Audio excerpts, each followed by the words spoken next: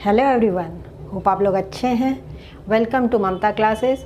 आज हम लोग accounting treatment of reserves and accumulated profits and losses को समझेंगे। हालांकि ये टॉपिक हमने पिछले क्लास में अच्छे से डिस्कस किया है, लेकिन यहाँ पे हम थोड़ा सा ब्रीफिंग कर देंगे। अब ये एडमिशन वाला चैप्टर है, यहाँ पे नए पार्टनर का एडमिशन हुआ है, तो जो भी रिजर्व्स रहेगा उसमें किसको शेयर मिलेगा?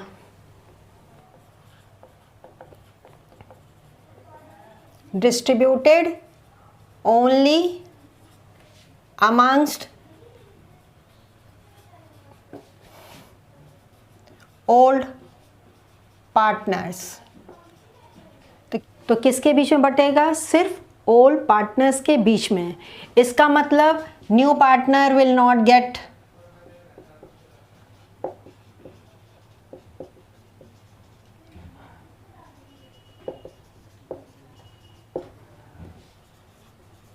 Any share.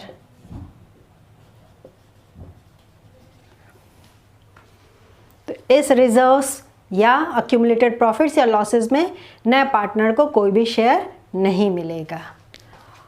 And distributed in old ratio. हमेशा किस रेशियो में बटेगा? ओल्ड रेशियो में। अब आप पूछेंगे इसको क्यों बांट रहे हैं मैम? तो ये जो अक्यूमुलेटेड प्रॉफिट या रिजर्व्स है, अगर अभी नहीं डिस्ट्रीब्यूट किए ओल्ड पार्टनर्स के बीच में, तो फ्यूचर में इन ओल्ड पार्टनर्स को लॉस हो सकता है। अब ये जो प्रॉफिट या लॉस है, ये एडमिशन से पहले का अमाउंट है, इसमें नए पार्टनर का कोई कंट्रीब्यूशन नहीं है। मान लीजिए प्रॉफिट एंड लॉस अकाउंट में है,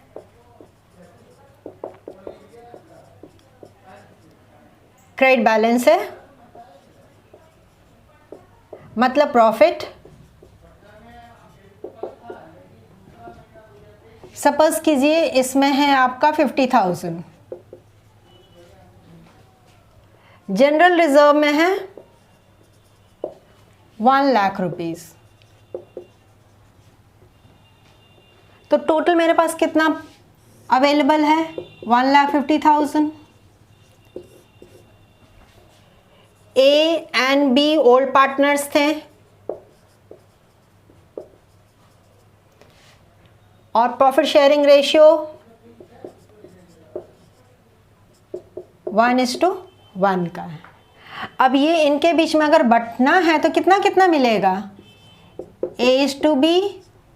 1,50,000 को 2 से डिवाइड करेंगे तो 75,000 ए को मिलेगा और 75,000 बी को मिलेगा। ओके। अब नए पार्टनर सी का एडमिशन किया गया,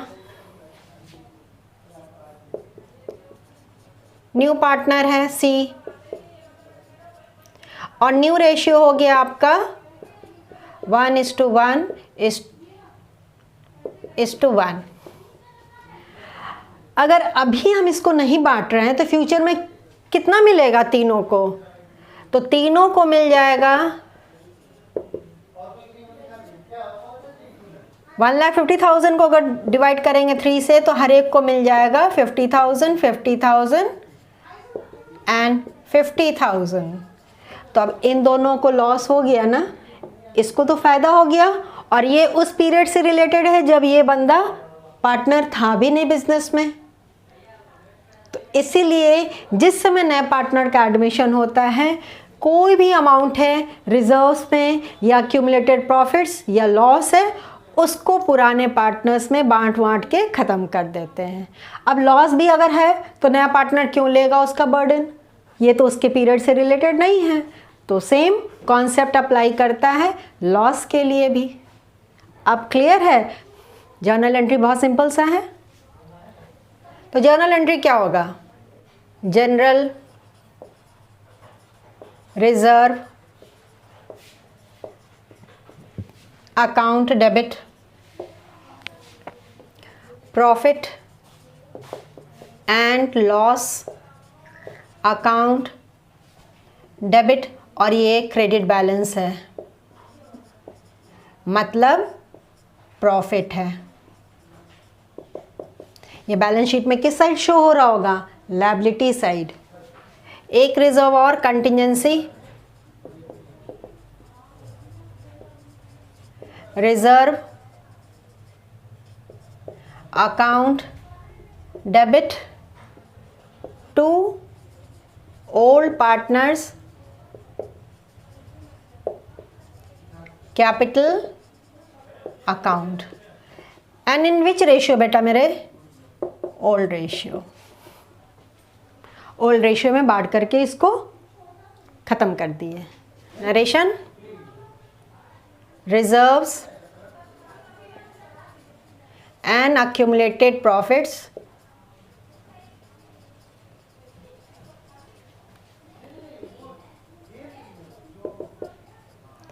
distributed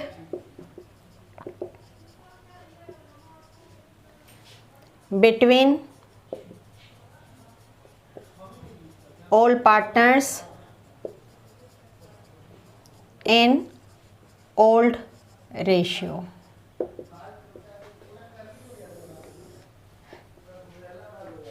अब अगर लॉस है तो बैलेंस शीट में एसेट साइड अपीयर हो रहा होगा फिगर, तो लॉस पीएल भी हो सकता है, फिक्टिशियस एसेट्स भी हो सकता है। अब ध्यान दीजिएगा, पार्टनर्स के कैपिटल अकाउंट को क्रेडिट किए, ये सारा जो अमाउंट मिल रहा है उनसे पार्टनर्स के कैपिटल इंक्रीज हो रहा है, तो इसलिए पार्टनर्स के कैपिटल को क्रेडिट कर दिए। और ये सारा आइटम क्रेडिट बैलेंस था, इनको डेबिट कर दिए, तो ये सारा अकाउंट क्लोज हो गया। अंडरस्टूड? अब लॉस डिस्ट्रीब्यूट करेंगे तो पार्टनर्स कैपिटल में क्या करेंगे? डेबिट कर देंगे। All partners capital account debit to profit and loss account. अगर डेबिट बैलेंस है तो डेबिट बैलेंस बोले तो loss. To advertisement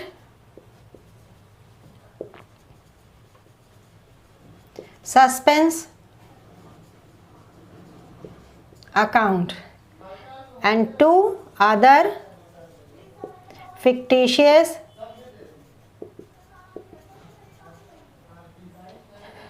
assets account. अब इन लॉसेस की वजह से पार्टनर्स का कैपिटल रिड्यूस होगा ना, तो पार्टनर्स का कैपिटल जब रिड्यूस होता है तो पार्टनर्स कैपिटल अकाउंट को डेबिट कर दिए, हो गया entry past.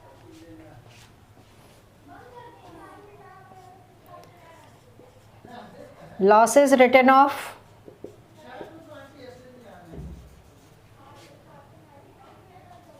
In old ratio. Clear है दोनों?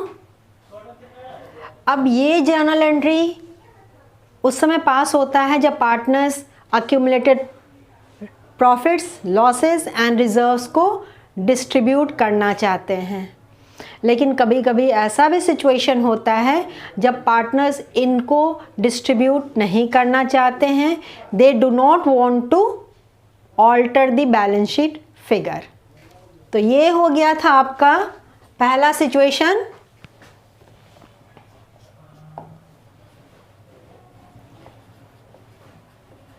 Reserves and profits oblique losses distributed और transferred to partners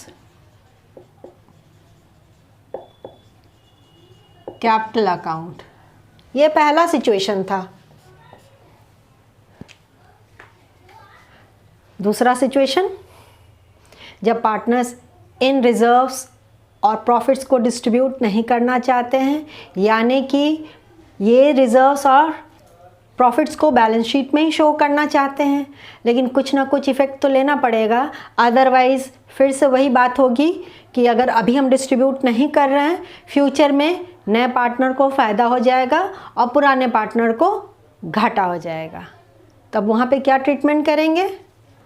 second situation है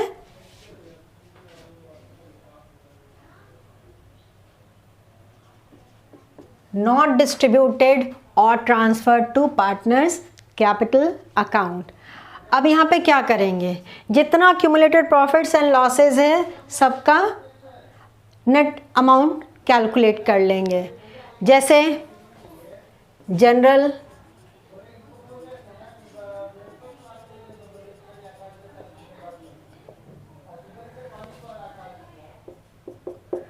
का अमाउंट यहाँ लिख देंगे, कंटिजेंसी रिजर्व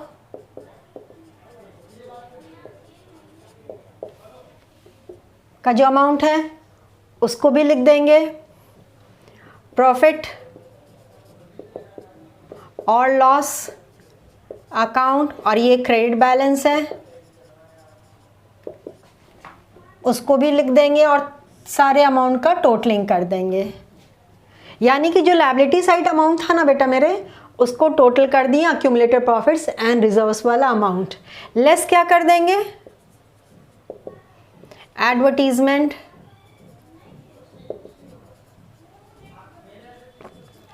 सस्पेंस अकाउंट, यहाँ पे लेस करके यहाँ फाइनल जो नेट अमाउंट आएगा उसको कैलकुलेट कर लेंगे। तो पहला हमने कैलकुलेट किया नेट अमाउंट, दूसरा कैलकुलेट करेंगे sacrificing ratio.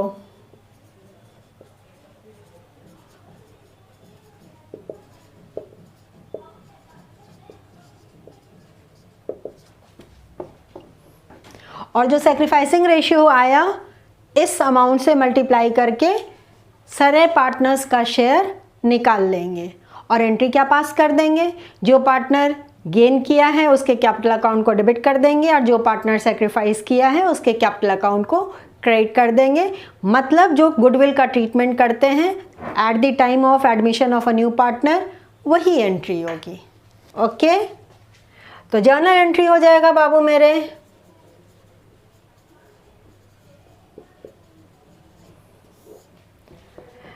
Gaining partners,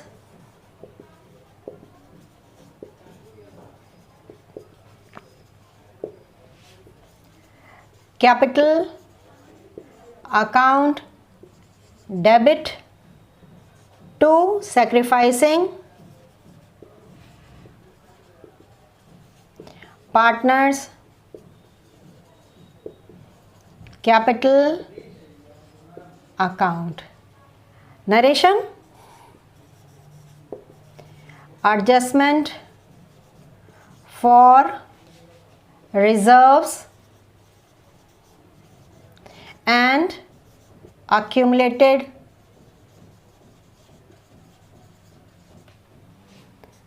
profits और losses। बस आपको यही ध्यान रखना है। और अगर इन रिजर्व्स के अलावा वर्कमैन कंपनसेशन रिजर्व है, इन्वेस्टमेंट फ्लक्चुएशन रिजर्व है, सबका सेम ट्रीटमेंट है जो हमने पिछले चैप्टर में डिस्कस किया था। वहाँ हमने डिटेल में इन टॉपिक्स को कवर किया है। वहाँ से आप इस टॉपिक को डिटेल में सीख सकते हैं। तो फटाफट जाइए उस चैप्टर में और वो टॉपिक खोल करके समझ लीजिए। होप आपको ये दोनों सिचुएशन अच्छे से समझ में आ गया है। आज के लिए इतना ही।